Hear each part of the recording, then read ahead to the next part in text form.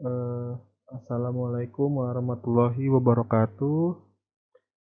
Eee, Perkenalkan nama saya Habib Syuhada dari Teknik Informatika Universitas Ibnu Sina Batam.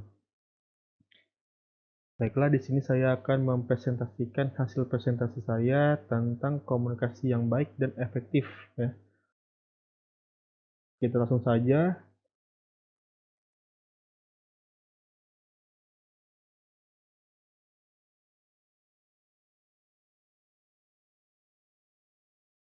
Baiklah, yang pertama yaitu tentang pengertian komunikasi ya. Jadi, menurut Barrelson dan Sarainer, komunikasi adalah penyampaian informasi, ide, emosi, keterampilan, dan seterusnya melalui penggunaan simbol, kata, angka, grafik, dan lain-lain. Sedangkan menurut Effendi, komunikasi adalah peristiwa penyampaian ide manusia.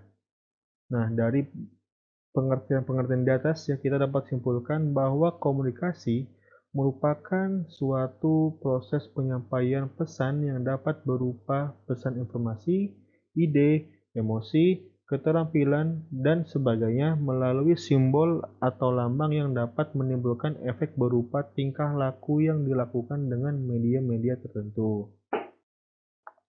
Nah, sedangkan untuk pengertian komunikasi yang efektif, itu menurut Stewart L. Tubbs dan Sylvia Moss, komunikasi yang efektif itu ditandai dengan adanya pengertian, dapat ditimbulkan kesenangan, mempengaruhi sikap, meningkatkan hubungan sosial yang baik, dan pada akhirnya menimbulkan suatu tindakan. Nah, dapat kita simpulkan bahwa komunikasi yang efektif itu adalah saling bertukar informasi, ide, dan perasaan dan sikap antara dua orang atau kelompok yang hasilnya sesuai harapan dan dapat menghasilkan perubahan sikap pada orang yang terlibat komunikasi. Nah, berikut cara-cara berkomunikasi yang baik dan efektif. Yang pertama, berikan kesan antusias pada lawan bicara. Nah, maksudnya itu di sini adalah dengan menunjukkan antusiasme Anda terhadap lawan bicara, itu dapat menimbulkan perasaan yang positif bagi mereka ya. Jadi dengan melihat antusias pada lawan bicaranya itu, mereka tuh jadi lebih percaya diri, lebih terbuka, dan mereka pun tidak bakal segan lagi, apalagi dengan mungkin pembicaraan yang lebih dalam gitu. Nah, yang kedua selanjutnya yaitu berani mengungkapkan apa yang dipikirkan. Nah, maksud dari poin ini, kita tuh harus memiliki keberanian dan rasa percaya diri dalam mengungkapkan apa yang kita pikirkan. Nah, dengan mengungkapkan apa yang kita pikirkan ini, itu tuh kita bisa menunjukkan bahwa kita itu turut andil dalam sebuah percakapan gitu.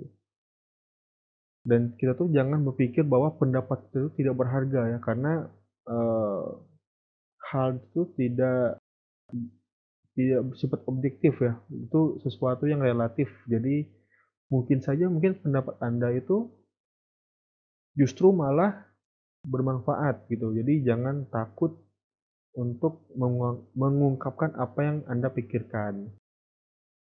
Selanjutnya yaitu yang ketiga, jadilah pendengar yang baik. Nah, maksud dari poin ini itu adalah eh, tadi kan kita berani tuh mengungkapkan pendapat kita, nah, tapi jangan membuat hal itu tuh bukan berarti kita tuh harus mendominasi percakapan gitu.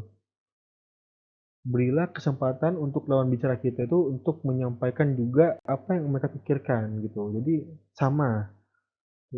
Jadi kita biarkan dulu mungkin mereka menyampaikan pendapatnya, baru ketika sudah selesai, ya, baru kita sambung dengan pendapat kita gitu.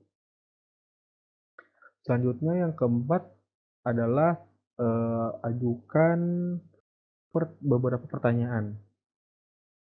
Nah, maksud dari poin ini, eee, ketika Anda menyimak apa yang dikatakan oleh lawan bicara Anda, nah kita tuh jangan selalu menjadi pendengar yang setia.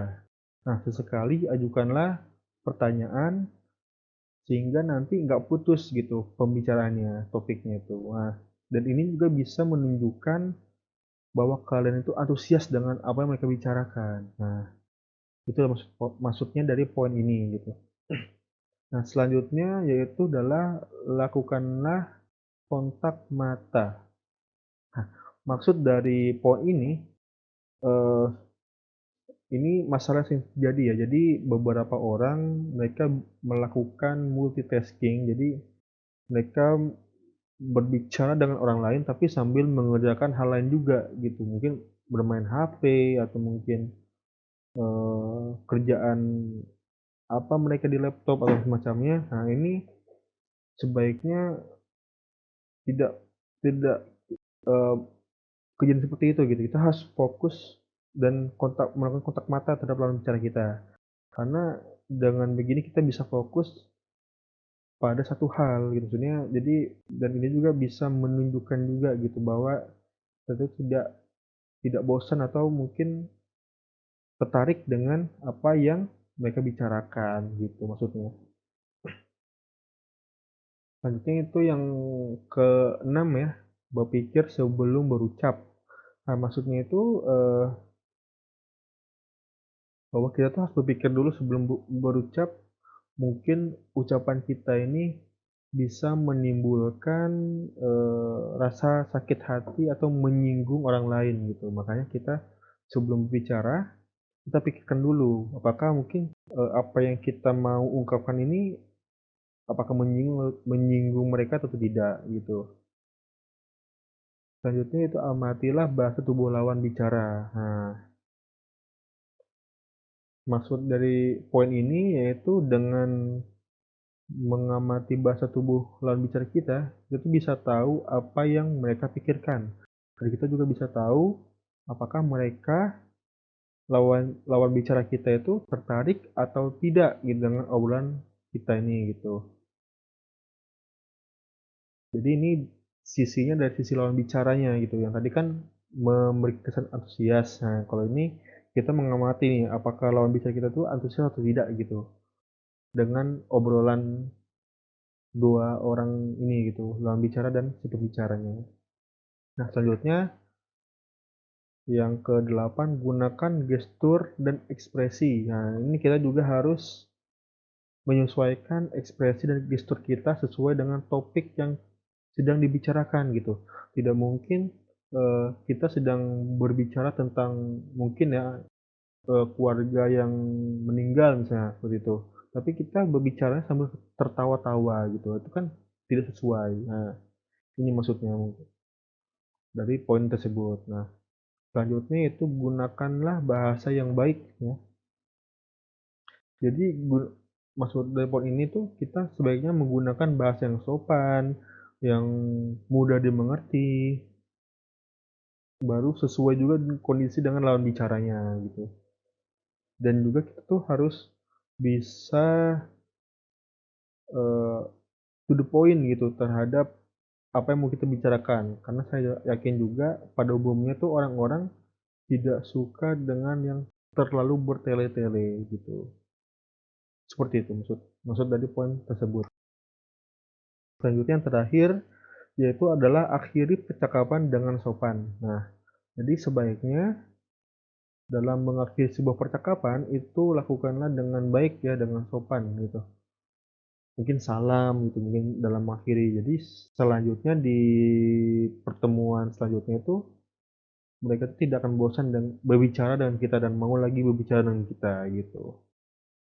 Nah, inilah 10 cara berkomunikasi yang baik dan efektif. Udah, kita lanjut. Yang selanjutnya adalah tentang hal-hal yang harus diperhatikan dalam berkomunikasi. Nah, di sini yang pertama yaitu tidak memotong pembicaraan seseorang.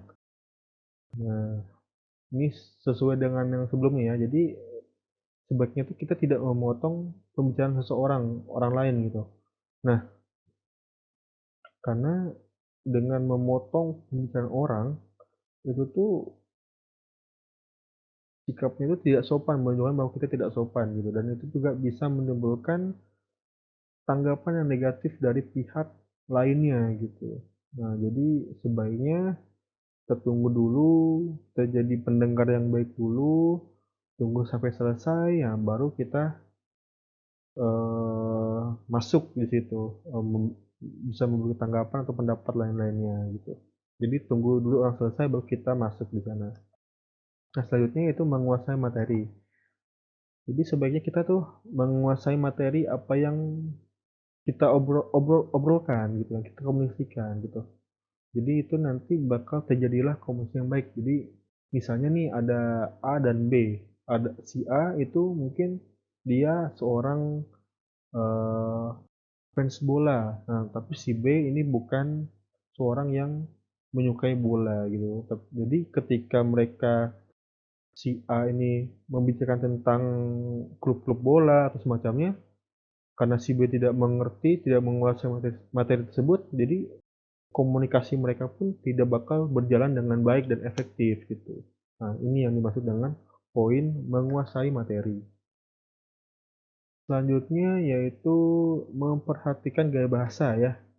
Jadi sebaiknya kita bisa menyesuaikan diri dalam menggunakan gaya bahasa terhadap orang-orang yang berbeda gitu. Misalnya kalau kita berbicara dengan orang yang lebih tua, sebaiknya kita menggunakan gaya bahasa yang lebih formal, yang lebih sopan dan lebih baik terhadap orang yang lebih tua. Tapi kalau misalnya ketemu berkomunikasi dengan teman, keluarga, atau mungkin pasangan, pokoknya seseorang yang seusia atau di bawah, mungkin tidak masalah jika berbicara dengan menggunakan gaya bahasa yang informal gitu. Selanjutnya yaitu fungsi komunikasi yang baik. Nah, jadi ada beberapa fungsi. Yang pertama yaitu sebagai alat kendali ya. Maksudnya di sini eh, dengan komunikasi kita bisa mengarahkan orang sesuai dengan keinginan kita. Nah, misalnya contohnya itu atasan dan bawahan. Nah, seperti itu. Baru di sini ada sebagai alat motivasi. Jadi dengan komunikasi kita bisa menjadikan komunikasi sebagai alat yang memotivasi orang lain gitu. Hmm. Baru yang ketiga yaitu sebagai ungkapan emosional. Nah, dengan komunikasi kita bisa mengungkapkan perasaan kita yang sedang kita rasakan kepada orang lain. Nah, yang keempat yaitu sebagai alat komunikasi. Jadi dengan komunikasi kita bisa memberikan informasi yang dibutuhkan ke seseorang atau kelompok sehingga dengan informasi tersebut bisa meluas gitu informasinya, seperti itu. Nah, selanjutnya yaitu tentang tujuan berkomunikasi yang baik ya. Yang pertama yaitu membangun kepercayaan. Nah, dengan komunikasi yang baik, kita bisa membangun kepercayaan dengan orang lain dan jadi dengan komunikasi baik itu kita bisa menumbuhkan rasa saling percaya gitu. Terkhusus apalagi kalau misalnya kalian kita tuh mampu berempati dengan orang lain. Nah, seperti itu. Selanjutnya yang kedua yaitu mencegah dan mengatasi masalah. Nah, dengan komunikasi yang baik, kita bisa menghindari masalah dan konflik gitu. Nah, selain itu juga dengan komunikasi yang baik ini kita dapat memahami eh, sudut pandang yang berbeda ya, sehingga kita bisa menemukan solusi terbaik bagi masalah yang ada. Selanjutnya yaitu yang ketiga, mendapat pengarahan. Nah, maksudnya dengan komunikasi kita bisa menyampaikan apa yang kita ingin lakukan, yang kita orang lain tuh pengen kita lakukan gitu. Nah, ini contohnya kayak tadi ya, salah satu tujuan dari salah satu fungsi komunikasi tadi yang sebagai alat kendali gitu. Jadi bawahan dan atasan itu kan bisa mengarahkan orang lain untuk membagikan tugas misal seperti itu. Nah, itulah dari tujuan komunikasi. Selanjutnya yaitu yang keempat, meningkatkan kekompakan. Nah, dengan komunikasi kita bisa menciptakan hubungan yang positif antar individu sehingga meningkatnya rasa saling percaya. Jadi terciptalah kedekatan yang erat dan kekompakan yang baik seperti itu. Nah, itulah presentasi saya tentang komunikasi yang baik dan efektif ya. Mohon maaf apabila ada kesalahan. Terima kasih. Wassalamualaikum warahmatullahi wabarakatuh.